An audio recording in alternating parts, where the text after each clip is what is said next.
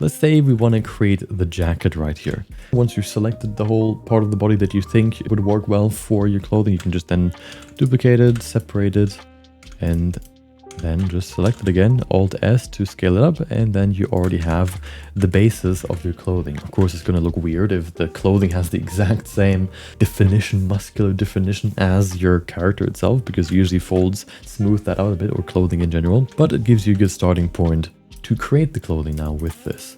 Him, for example, here, his clothing is just exactly, or almost exactly, the shape of his body or his muscles. So it's like as tailor-made as it can be.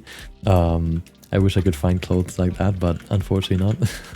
Maybe if I look like him at some point. But even for him, you can see some like small changes like here. It's kind of separate. But I would imagine that they started by selecting, you know, part of his body topology and then duplicated it and then adjusted it so that it looks good, like looks good for clothing. Something that I would also recommend, what we talked about before, is 3D clothing can very quickly look very 3D when it doesn't really have an organic feeling. And you can quickly add organic feeling through adding folds. So what you want to do is you want to bake in some small folds into the clothing already, which are usually the folds that you can see always. If you ever look at references for like pants, for example, or jackets, there's usually some folds that are always there, especially when somebody wears it.